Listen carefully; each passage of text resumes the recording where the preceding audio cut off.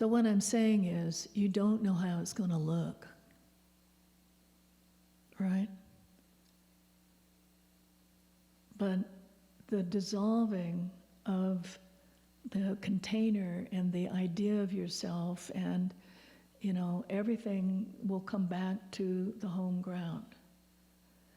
And then it starts to reform and reharmonize into what is perfectly utilized.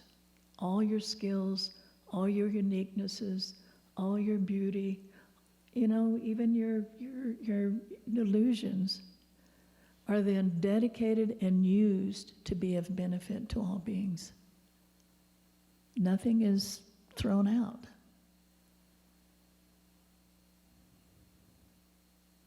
And it will be totally, uniquely you.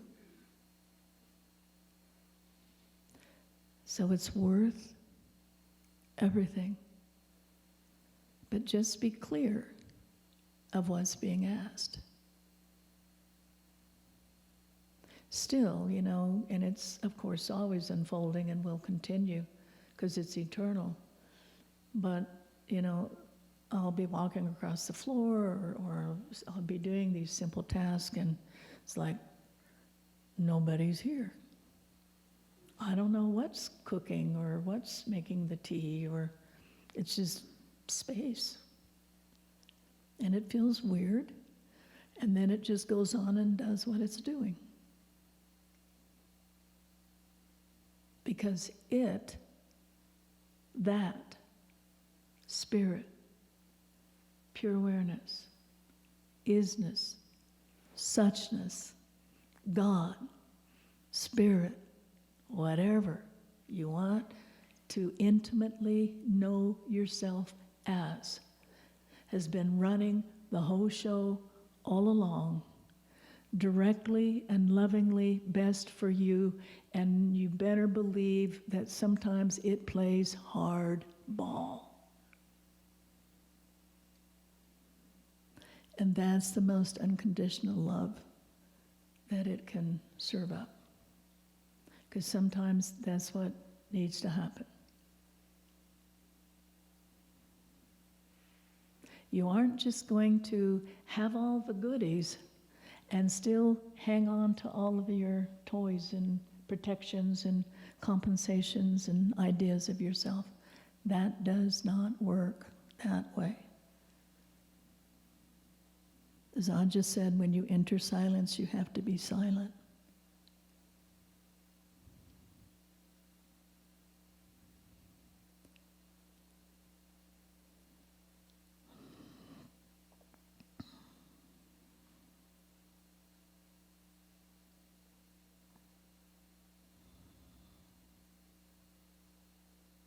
Something that isn't really strong here, but it was also in this particular chapter that he was describing more of the no-self. And he said for many that there's a specific, for lack of a better word, I don't think it's probably quite accurate, a deity.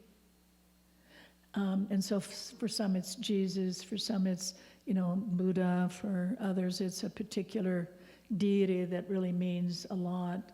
Or in the more Eastern traditions, it can be the guru. And it's a point of entry into this unlimited, undefined, undescribable state of being. And that isn't my particular way, but I can see how beneficial and beautiful that actually could be.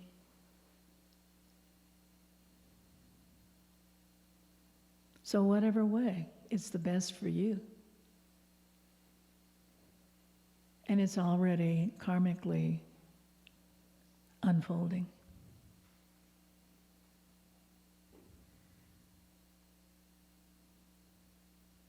This is a little off track, but a friend told me, and she meant it as a kindness, and she had read it somewhere and deeply believed it, And I always remembered how she described it. She said, when you die, that there are 3 doorways. I thought that was kind of interesting. And one is what you hear most commonly, in that you'll get to be with the people that you've lost. So if you have a father, a mother, a lover, or child, and they'll be there, and they will greet you. And so you'll get to be with them again. And then the second doorway is if you have a strong sense of the Deity. And so Christ, Buddha, whatever has been that entry and that portal for you will meet you, and you'll enter into that. And the third is the unfathomable dark space of emptiness. So it's kind of like that in life. But be awake and be alert and have radical honesty already in place. Because every tradition, every teacher warns. The further up the mountain, the more places of delusion there are. And I used to go, well, why would that be? It looks like you'd have it all together if you were sort of closer to the top of the mountain, which again is just a metaphor.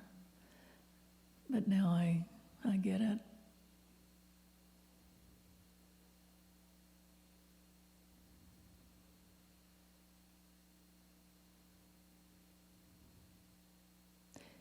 If there is that complete absorption, it's already in process. If not, enjoy the phase that you're in.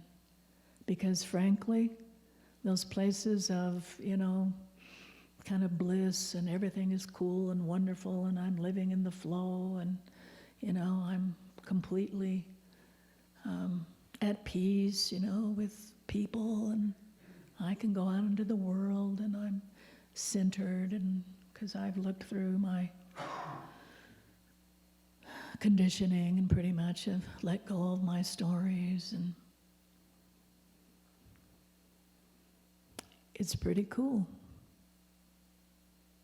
And I'm not saying that goes away, but what I am saying, you as you know yourself does dissolve.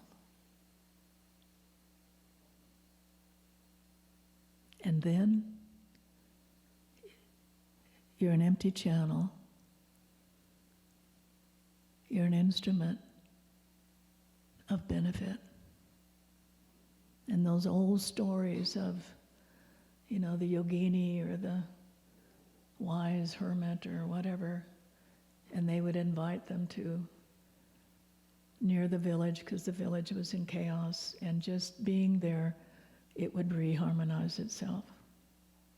And so a little bit more of a modern way is you go into a restaurant, or you go into a store, and you're fully imbued with your nature, and just noticing that human being. It's that caring. And if you're going to open to your eternal self, the eternal begins to lead your life.